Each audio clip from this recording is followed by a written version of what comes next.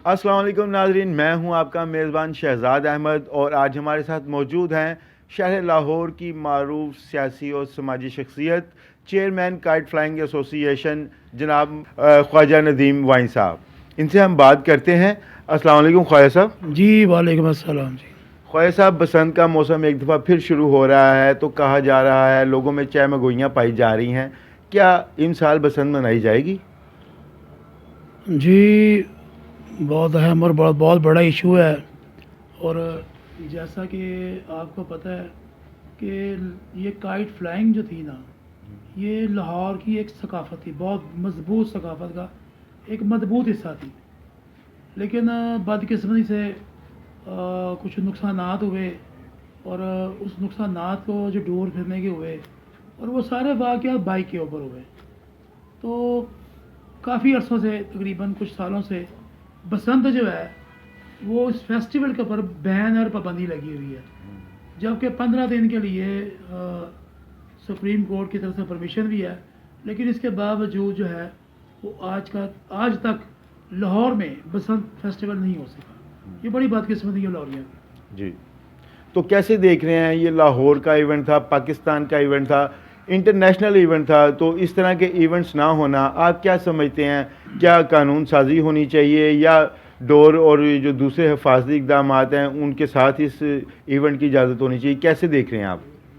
देखिए, सबसे बड़ी बात यह है कि अब कोरोना वबा फैली है, जी। या इससे पहले कोई भी वबा चली है अगर, तो उसके लिए हिफाजती इकदाम कर कर लोगों की जानों को सेव किया गया। जी।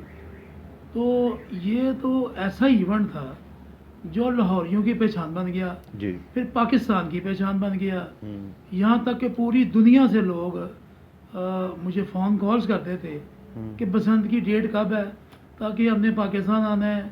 फिर वो शादियों की डेट्स भी उन्होंने में रखते थे और साल बाद आकर अपने घर वालों को मिल जाया करते थे। लेकिन मैं देख रहा हूँ कि जब से ये इसमें पाबंदी लगी है, आपको 4 साल बाद आता है, कोई 3 साल बाद आता है। मतलब कि वो रेवेन्यू भी जब था वो बड़ा बड़ा हैवी जनरेट होता था लाहौर में, और उसका फ़ायदा पूरे पाकिस्तान को, पंजाब को होता था। लेकिन नाअहली की वजह से मैं समझता हूँ कि इसके ऊपर कोई मुस्बत कानून साजी नहीं की गई, और मुस्बत कानून साजी ना होने की वजह से इस इवेंट को ये नुकसान हुआ कि अब पंजाब के दूसरे शहरों में, तकरीबन पूरे पाकिस्तान में लाहौर छोड़कर बसंत के इवेंट्स हो रहे हैं, लेकिन जो लाहौरियों की पहचान थी उसके ऊपर बसंत फेस्टिवल नहीं हो रहा। तो ये बड़ी बदकिस्मती है। और बड़ा एक बिजनेस मिलता था खाने पीने का, लोग बाहर से आते थे, शॉपिंग करते थे, और यहाँ लाहौरियों को बड़ा पैसा मिलता था, छतें रेंट पे चढ़ती थी। जी। बहुत सारे अंदरून के ऐसे लोग जो पूरा साल इंतज़ार करते थे यार कि ये हमारी छत जो है रेंट पे ली जाएगी। वो इसी जगहों में, इसी वजह से कोई लोग छत लेते थे ना, तो वो उनकी छतें वो जितने तमीर भी करवा देते थे कि हमने यहाँ बसंत का इवेंट करना है, कोई 20-50 हज़ार लगा के उन्होंने, उनकी छत भी थी, वो छोटे मोटे जो मामले थे वो उसको ठीक कर देते। लेकिन बड़ी बदकिस्मती है, मैं समझता हूँ ये नाअहली है हुकूमत की कि उसने हमने बहुत बड़ा एक इवेंट खो दिया है। लेकिन लाहौरिया भी हर साल कोशिश करते हैं कि शायद ये इवेंट हमें वापस मिल जाए। जी। जी। और मेरी दुआ है कि हुक्मरान होश के नाखुन लें और इस इवेंट को, जो पाकिस्तान की लाहौर की पहचान था, उनको वापस मिलना चाहिए। ख्वाजा साहब, आपने जैसे बताया पाबंदी के बावजूद पतंगबाजी का सिलसिला जारी है, तो क्या आप समझते हैं कि ये हुकूमत की नाअहली आपने बताया, तो क्या आपके एंड से भी कोई कोताहियाँ हुई हैं? आपने हुकूमत को कोई ऐसा प्लान नहीं दिया जिस पर अमल दरामद हो सके? जी, बहुत सारे प्लान दे चुके हैं। देखिए, हमें पता है कि इस इवेंट को किस तरीके से करना है, सबसे बड़ी बात। फिर इसकी जो बैड एलिमेंट्स थे वो हमने बहुत दफ़ा जाकर किए, उनको समझाया कि आपने इस इवेंट को, हमें देखिए बहुत सिंपल सा काम है, कोई ज़्यादा कानून साजी की या ज़्यादा दिमाग खपाने की ज़रूरत ही नहीं थी। जी। सिर्फ धागे की मोटाई को बारीक करना है बस, इसके अलावा कोई काम ही नहीं था। लेकिन मैं समझता हूँ कि जो शायद जो फैक्ट्री ओनर से, धागा बनाने वाली कंपनियाँ, उन्होंने शायद जो वक्त हाकिम होते हैं उनकी जेबें गर्म कर दी, या क्या मसला बना जो अवाम की नहीं सुनी गई और उनकी सुनी गई, और आज भी वही मोटे धागे बन रहे हैं, पूरी दुनिया में जा रहे हैं, यहाँ भी वायलेशन हो रही है। और पर्चे बेचारे जो बच्चे छोटे छोटे शर्तों में जाते हैं, प्लास्टिक की गुड्डी बना के घर में से एक नलकी निकाली और उससे उड़ा रहे, पर्चे उनके ऊपर हो रहे हैं। लेकिन जो कारोबार कर रहे हैं, जिनसे हादसा पेश आते थे, जो लोगों के कातिल हैं, वो आज भी धंधनाते फिर रहे हैं और अपना बिजनेस कर रहे हैं। जी। ये गवर्नमेंट को देखना चाहिए, और मैं बारहा इसके मतलब निशानदेही भी कर चुका हूँ कि ये कौन से लोग हैं जो अभी ये कारोबार में मुंसलिक हैं। अच्छा ख्वाजा साहब, आपने बात की नाहली की, तो मौजूदा हुक्मरानों की नाहली अपनी जगह, लेकिन ये बसंत पर पाबंदी का सिलसिला जो है ये साबिक दौर हुकूमत में शुरू हुआ था, जब मुस्लिम लीग नून के कायद शहबाज शरीफ जो हैं वो वज़ीर आला पंजाब थे, जी। तो उन्होंने इस पर पाबंदी लगाई थी। तो उसकी वजह भी बहुत अहम है कि लोग हादसा हो रहे थे, गले पर जो डोर फिर जाती है जी, उसकी वजह से हादसा रूनमा होते हैं, तो इंसानी जानों के बचाव के लिए ये पाबंदी लगाई गई थी। जी। उस वक्त से आज तक इसका कोई मुतबादिल प्लान हुकूमत को नहीं दिया गया, और हुकूमत के साथ आपकी इस हवाले से कितनी मीटिंग्स हुई हैं और वो नतीजा खेज क्यों साबित नहीं हो सकी? देखिए, इसके लिए मुझे याद है कि जब मियाँ शहबाज शरीफ साहब जो थे सीएम पंजाब थे, जी। तब उन्होंने एक कमेटी तश्कील दी थी। उस कमेटी ने बहुत सारी सिफारिशात बनाई, जी। और बहुत करीब तरीन हम बसंत के चले गए, यहाँ तक कि हम्म। बसंत अनाउंस भी हो गई, और डेट भी जो थी वो भी जो थी अनाउंस कर दी गई। लेकिन बदकिस्मती हमारी ये है कि यहाँ बहुत सारी ऐसी जमातें हैं जी। जो थ्रेट्स करती हैं हम्म। कि जी हमने बसंत अब होने नहीं देनी, ये करेंगे वो करेंगे, बहुत से वहाँ मामलात हैं।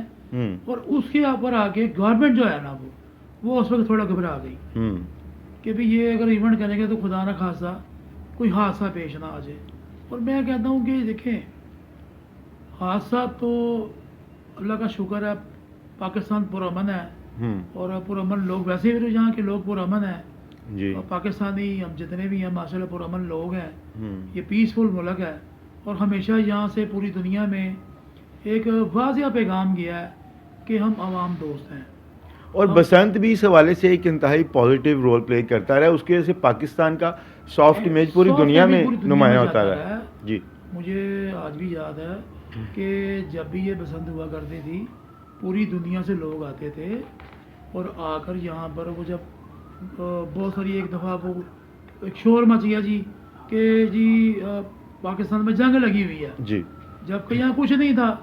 बाहर से डेलीगेशन आए, जब उन्होंने यहाँ बसंत देखी तो वो मैं भी साथ था, और सरकारी जो सरकारी हमारा हाथ थी वहाँ गया, जे वो सरकारी तरफ बसंत और कामरान निशारी साहब के ज़रिए सरपरस्ती, तो उन लोगों ने बड़ी तारीफ़ की कि यार आप तो बड़े अच्छे लोग हैं, और इस खूबसूरती के साथ इस इवेंट को गा रहे हैं। और इसमें सबसे बड़ी जो खूबसूरती थी वो ये थी कि एक अमीर आदमी डोर और पतंग गुड्डी लेके उड़ा रहा है, और गरीब उसको लूट कर अपना शौक पूरा कर रहा है जी। वो भी अपना, वो बहुत लूट थी जिसका तसाब कोई नहीं था कि कटवाने वाला भी खुश और लूटने वाला भी खुश। जी। यहाँ तो बहुत सारी लूट मची हुई ना, लेकिन ये जो लूट थी ना, इसमें खुशी खुशी थी। ख्वाजा साहब, आपसे बात का सिलसिला जारी है, तो एक अहम बात जो मैं आपसे पूछना चाह रहा हूँ वो ये है कि आप शहर की एक मारूफ फैमिली से आपका ताल्लुक़ है, दुश्मनदारियाँ भी हैं, एक तरफ आप शहर की समाजी शख्सियत भी हैं, सियासी एक्टिविटी में भी बड़े एक्टिव हैं आप, तो आप रूहानियत की तरफ भी आपका बड़ा लगाव है, तो इन सारी चीज़ों के साथ साथ ये टिकटॉक पे आप कैसे आ गए? ये क्या अजीब सा कम्बिनेशन नहीं बना दिया आपने? नहीं, कॉम्बिनेशन अजीब नहीं है। मेरी जो टिकटॉक्स आप देखेंगे जी। वो मुस्बत ही होगी अल्हम्दुलिल्लाह। मैं वैसी टिकटॉक्स नहीं बनाता जी। जी। कि मुख्तलिफ औरतों के साथ तो ये वो। मेरी टिकटॉक जो बनती है उसमें कोई मैसेज होता है। देखिए, आजकल मुख्तलिफ ऐप्स हैं, आईटी का दौर है, लोग यहाँ पर जो न्यू जनरेशन है वो तमाम ऐप्स को यूज़ करती है, इसलिए मैं उन ऐप्स को इस्तेमाल करते हुए उन्हें एक पॉजिटिव मैसेज देता हूँ कि आप दीन की तरफ ही आएँ, दीन की तरफ ध्यान दें, ताइदार खत्म नबूवत का नारा बुलंद करें। और मैंने हमारे पीर साहब हैं, पीर सैयद अनायत बादशाह मोतीनी सरकार जी, उन्होंने एक जमात जो है बनाई है, तहरीक इश्क मुस्तफ़ा।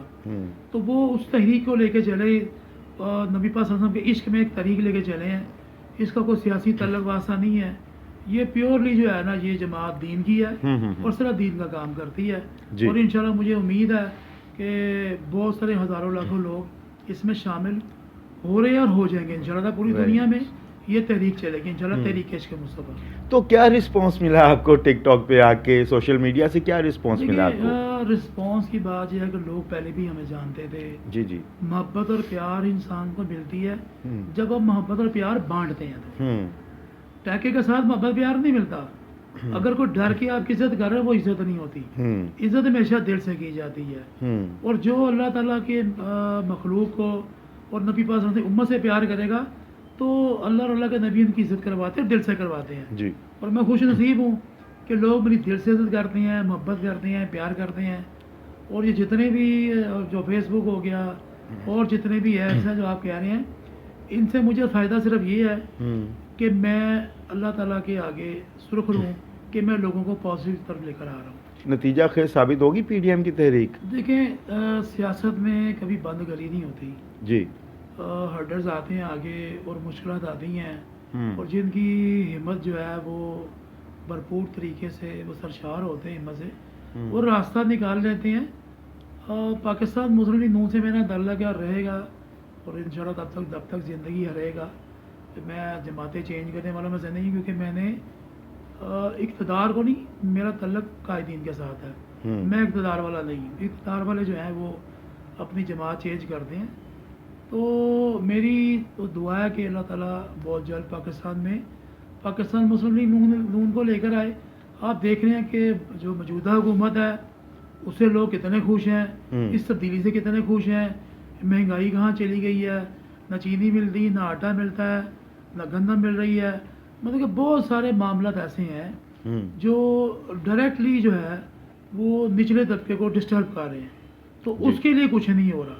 तो खुदारा इंशाल्लाह ताला मेरी दुआ है कि बहुत जल्द ऐसा वक्त आएगा कि पाकिस्तान मुस्लिम लीग नून भरपूर तरीके से फिर दोबारा इक़्तिदार में आएगी और इन्हीं लोगों को इंशाल्लाह फिर रिलीफ मिलेगा। और ये उन्हीं की दुआओं से जवाब बनी है जो इस वक्त डिस्टर्ब है। तो उनके लिए हम काम करते हैं, इंशाल्लाह करते रहेंगे। और अगर मियाँ शहबाज शरीफ साहब जो हैं, अगर वो आज पाबंद सलासल है, मियाँ हमजा साहब पाबंद सलासल है, देखिए आज तक इनके ऊपर कोई केस सामने नहीं आ सका। 1.5 साल से ऊपर हो गया है मियाँ हमजा साहब को गिरफ्तार हुए और आज तक कोई केस सामने नहीं आया कि इनके ऊपर कोई इल्ज़ाम लगना और चीज़ होती है, लेकिन साबित हो जाना और चीज़। जुर्म और मुजरिम में बहुत फ़र्क है कि अगर आपने मुजरिम आज तक साबित नहीं कर सके तो 1.5 साल में कि आपको क्या 20-25 साल चाहिए कि किसी के केस को ट्रायल करते हुए अगर आप उसको, उन्होंने कौन सा खुदा ना खासा किसी को मार दिया जी। उन्होंने तो लोगों के लिए देखे ना कि ये जो आज मेट्रो चल रही है, ये जो ऑरेंज ट्रेन चल रही है, आज सड़कों पे आप जहाँ पर आप आधे घंटे में पहुँच रहे हैं, पहले 2-2 घंटे हम सड़कों में क्यों में लगे रहते थे। ये बहुत सारी सहूलियात हैं और इस गवर्नमेंट ने तनकीद की चीज़, हम पुल बनाने चाहिए, पुल बनाना कोई काम नहीं है, सड़कें बनाना काम नहीं है जी। लोगों को डायरेक्टली ये जब से आए हैं दवाइयात भी जो हॉस्पिटल से मिल रही थी वो बंद कर दी गई हैं। फ्री मेडिसिन बंद हो गई। फिर उसके अलावा ये जितने भी ऑरेंज ट्रेन है या मेट्रो है उसके किराए बढ़ा दिए गए। फिर इसके अलावा जो चीनी का रेट था वो डबल से डबल कर दिया, गंदम का रेट बढ़ा दिया, मतलब कि बिजली के रेट्स बढ़ा दिए, गैस के रेट बढ़ा दिए।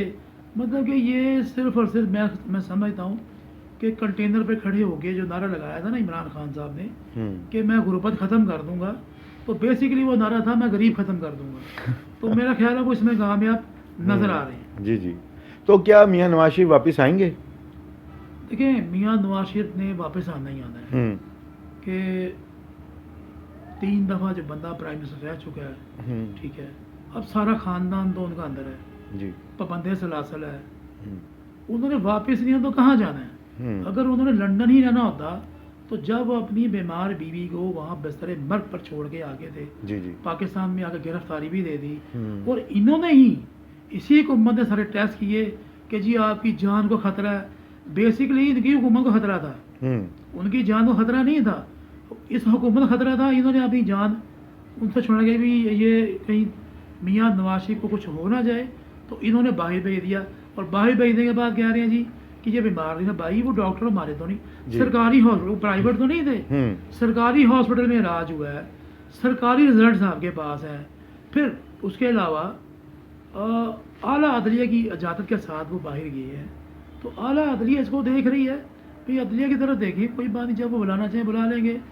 आप ऐसे भेज के बावीला कर रहे हैं जी, ये पॉइंट्स गेम नहीं चल रही इनकी अब। जी जी आपने कुछ करना है तो आवाम के लिए करें, ये चोर चोर ये डाकू डाकू वाली गेम खत्म हो गई है। जी दुनिया को नजर आ रहा है चोर डाकू कौन है, हम्म चीनी चोर कौन है, गंदम चोर कौन है, आटा चोर कौन है, गैस चोर कौन है, बिजली चोर कौन है, पेट्रोल पंप किसने चलाया। अब सारी दहशत गर्दियाँ चोरियाँ डाकू ये डाके सारे जो है वो आवाम समझ चुकी है। और इंशाल्लाह ताला जो नेक्स्ट इलेक्शन आ रहा है इसमें बहुत ये सारी दुनिया सब देख लेगी कि पाकिस्तान में भरपूर तरीके से पाकिस्तान मुस्लिम लीग नून इंशाल्लाह डबल से ज़्यादा वोट लेगी इंशाल्लाह। अच्छा, क्या मरियम नवाज वज़ीर आज़म बन पाएंगी? देखिए ये तो अल्लाह ताला की तरफ से है, अगर मरियम नवाज़ ने प्राइम मिनिस्टर पाकिस्तान आना हुआ तो इंशाल्लाह हम अपनी जमात के साथ हैं।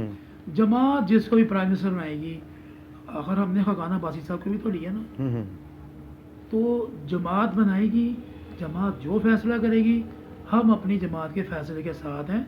और अगर मरियम नवाज साहबा आती हैं और आपने देख लिया है बड़ी दलेर है, दलेर ना फैसले करती है, सड़कों पे निकल आई, बहुत सारे इसको थ्रेट्स भी थे, उसके बावजूद वो आवाम में है जी बहुत सारी जगहों पे। अभी लक्ष्मी चौक में जब मैंने इस्तकबाल किया वो सड़क पे बाहर निकल आई, खाना भी खाया हमारे साथ बैठ के, पब्लिक में बैठी नहीं कोई। बाटी कढ़ाई वाले पे पर्चा भी हो गया। देखिए वो तो आप अंदाज़ा करें कि कितनी बेवकूफ़ी है कि वो बाट कढ़ाई का क्या कसूर है। बाट कढ़ाई बोलो हमने तो पैसे दे खाना खाया है। जी जी तो वो बाट कढ़ाई को अगर पर्चा दे दिया उसके ऊपर जी यहाँ से खाना खाया, तो भाई हम तो पूरे लाहौर जहाँ से अनाज भी आता है उन सब को भी अंदर दो। चावल कहाँ से आ रहे हैं, दालें कहाँ से आ रही, गोश्त कहाँ से आ रहा है, जिन जिन से जो कुछ ले रहे हैं सब बंद कर दो। अच्छा ख्वाजा साहब, आखिरी क्वेश्चन आपसे करने लगा हूँ कि आप लाहौर की जिस फैमिली से आपका ताल्लुक़ है, लाहौर की तारीख की सबसे बड़ी दुश्मनदारी है आपकी, और आप बगैर किसी गार्ड्स वगैरह के सारे लाहौर में फिरते रहते हैं, कि आपको खौफ महसूस नहीं होता? देखें अल्लाह ताला जिसको हिम्मत देता है, मेरे पास ईमान की बहुत बड़ी ताकत है, और फिर मैं बिल्कुल निहत्था और अल्लाह के नबी की आस में फिरता हूँ, क्योंकि मुझे पता कि मैंने किसी के साथ कुछ नाजायज़ नहीं किया, ना मैंने किसी को दुखाया, तो मैं बिल्कुल ईमान से सरशार हूँ और मैं डरता डरता नहीं। बहुत सारे वक्त आए हैं, तो मेरे कई दोस्त जानते हैं, पूरा लाहौर जानता है कि मैं कभी गार्ड्स लेके नहीं फिरता, मेरी हिफाजत अल्लाह करता है, अल्लाह का नबी करते हैं, और मैं उनका ग़ुलाम हूँ, अल्लाह के महबूब का, और जब उनकी ग़ुलामी में हूँ तो आका जाने और उनका काम जाने, जी मुझे खौफ कोई नहीं है। बहुत शुक्रिया ख्वाजा साहब, हमारे साथ मौजूद थे ख्वाजा नदीम साहब। इनका कहना था कि मेरी ताकत मेरा ईमान है, अल्लाह पाक इनको अपनी अमान में रखे, आमीन सुमा आमीन। अगले प्रोग्राम में फिर मिलेंगे किसी और मारूफ शख्सियत के साथ। इसके साथ ही अपने मेज़बान शहजाद अहमद को इजाज़त दीजिए। अल्लाह हाफ़िज़।